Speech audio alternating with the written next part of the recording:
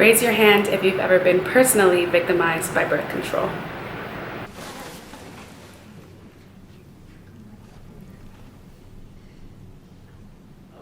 I thought I was alone when I was going through a lot of changes with my body, and I thought that it was as a result of birth control. And over the past few years, I've just heard so many stories from different women about how birth control has changed their life, and it's not something that I really support anymore. So I wanted to share with you guys just my story of how it affected me.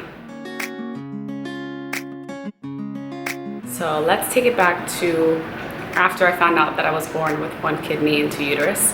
And if you didn't know that already, you could watch my first video. So after I found out, things started to make sense. As you can imagine, with two uterus, I had double the period, double the pain, cramps, basically everything that gets associated with a period, I had that times 2. In the beginning, my periods were synced. They were happening at the same time every month.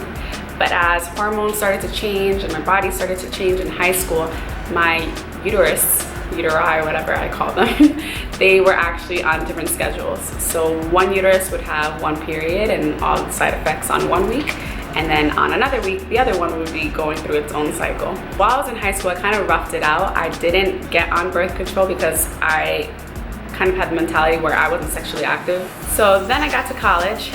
It just got to the point where I was like, you know what, I'm tired of living with these 2 periods and all that stuff. So I started going to a gynecologist when I was a freshman in college, and immediately the first thing that she recommended was birth control. And she kind of just told me, well, birth control, it's gonna sync up your periods and it's gonna make sure that you don't have any of these heavy cramps and the pain that you deal with. And so since at the time I knew so many women that were already on birth control and it just seemed like the normal thing to do, I didn't even ask questions about it. I wasn't even curious about the alternatives, or maybe I could eat something better in my diet that could help my periods. I feel like that conversation isn't going on to kind of explore the alternatives, so I just went with it. So I started taking birth control and immediately I stopped getting my periods. It concerned me that I wasn't getting a period at all, so I went back to my gynecologist and she was just like, oh no, that's completely normal. Let's move you on to a different pill. I didn't have a period for about 4 years, nothing. And at first I was just like, oh hell yeah, like I'm cool with this. But then as I became a little bit more conscious of my body and the things that were going on, I was just like, something doesn't feel right. So the first thing that happened to my body that seemed off while I was on birth control was that I had abnormal paps. Now, abnormal paps, those are super common, but I was just getting abnormal pap smears very frequently. First it was an abnormal pap, and then I would go back and I was told that they found precancerous cells in my cervix. And taking it back to when I found out about the whole 2 uterus thing, where they found, where they thought my blood clot was cancer, like I feel like I had been through a lot already at such a young age that I was just like, precancerous cells, what? And again, oh, don't worry about it, like this is all normal, we'll just take it out and you'll be fine. They did a biopsy to kind of scrape the precancerous cells out of my cervix, and when I went back for my next pap, they had came back again. So at this point, I was just kind of like, all right, I never had any issues from the moment I was on my period until I started birth control. So that was kind of a little alarming to me that this just started happening all of a sudden. When the precancerous cells came back, then they did cryotherapy, which basically they take nitrogen and they go into your cervix and they freeze the top layer of cells in order to remove the precancerous cells. They had told me that because this was now the second time that I was kind of doing a scrape or removal of the precancerous cells, that if it came back the next time, it could impact my fertility and things like that. So that was really scary, just going through that. Luckily, the precancerous cells didn't come back, but then I started dealing with cysts. According to my doctor, birth control is supposed to help cysts, and I know a lot of women get prescribed birth control because they are dealing with cysts, but for me, it was the opposite. My body started developing all these cysts, and I remember it had actually ruptured one time. I was on a plane. I was coming back from New York visiting, and I felt like I thought it was my appendix. It felt like somebody was just like tearing me apart inside. I just felt such pain, and when I went back to my gynecologist, she said that one of my cysts had ruptured and that there was free fluid in my cervix. Aside from those things, the mental and physical also impacts that it had on my body was one of the most challenging things that I went through. Was I completely lost my sex drive. Completely, it was depleted. I don't know where it went. And mind you, I'm a young girl in college. You would think that that's a time where your hormones are in overdrive.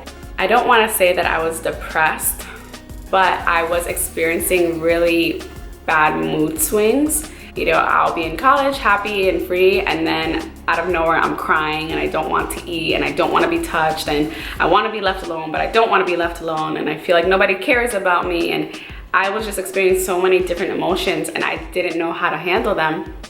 And on top of that, once your sex drive is completely depleted, you start to feel like there's something wrong with you.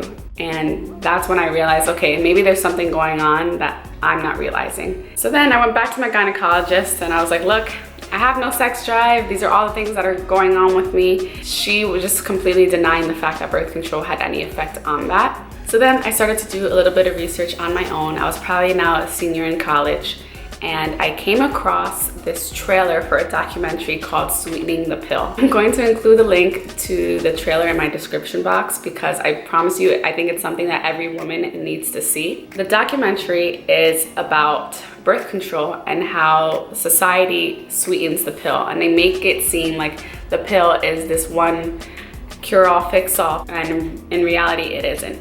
There's also a book by Holly Griggs, and she basically goes into detail on the history of birth control. Why is it that women are only fertile 6 days out of the month, yet we take a pill that suppresses our fertility for the entire month? What are the stigmas against birth control and women having periods? You know, how back in the days, if you had your period, you weren't allowed to go around kids because you were said to be extremely emotional or things like that. And it really started to open up my eyes to the process in which I was prescribed my birth control, where when I went into the doctor, you know, telling her about my periods not being synced, she was so quick to prescribe this pill. And so at that time is when I decided to get off birth control. Right when I got off, that's when I started to do a little bit of research on holistic doctors. And luckily I came across my holistic doctor that I still go to today. Literally the first thing that I told her was, look, I'm getting off birth control. I think it was that month. I was like, I'm getting off birth control this month. This is my last pack that I'm doing. I need you to help me get my period right. And that's exactly what she did. We kind of went through NATE therapy, which is a whole another topic that I can include in another time. We tried acupuncture, we did herbal supplements, and she basically provided me and walked me through the different steps to get my hormones back on track. I want to say it was my second period from when I got off birth control that my periods were actually synced, and I didn't go through half the pain that I went through when I first had my periods originally. I just kind of listened to my doctor and I trusted her, and I built a very good relationship with her that I knew that she was leading me in the right direction, and now my periods are way better than they have ever been. I kind of laugh when girls tell me, oh my God, I have the worst periods ever, I have the worst cramps ever, and I'm like, you have no idea what I've been through, because I'm getting two at the same time. But I love that at least my holistic doctor kind of walked me through my alternatives, walked me through the things that I could do. So now as an alternative, although I don't take birth control, I still do like to monitor my fertility and track my cycles, so that way I know, when my period is coming, when I'm ovulating, when I'm fertile. In my next video, I'm gonna go a little bit more in depth, but I did want to show you guys a little peek of what I use, and it's my fertility monitor called Daysy. Every day I wake up, I go ahead and I take my temperature, and my Daysy will tell me if I'm fertile or if I'm not fertile, and I can also track my menstruation on here. So today I took my temperature and you can see that it's red. It means I'm fertile. So if you're not looking to have kids, then you know not to have sex on this day. All right, so that's my story that I wanted to share with you guys. So if this is a journey that you're looking to follow as far as getting off and kind of gaining control back of your life, I highly, highly recommend it. As always, thank you guys so much for watching. I'm gonna go ahead and include the link to the Sweetening the Pill trailer in my description box below, so that way you guys can take a look. I promise you, it's one of the most eye-opening 3 minutes I ever had in my life. And I'll also include a link to my holistic doctor here in South Florida, as well as a recommendation in New York that I have, in case anyone is interested on learning a little bit more about their alternatives in that way. Please stay tuned for the next video on my Daysy in-depth review, and let me know if you have any questions or if there's any way that I can help whatsoever.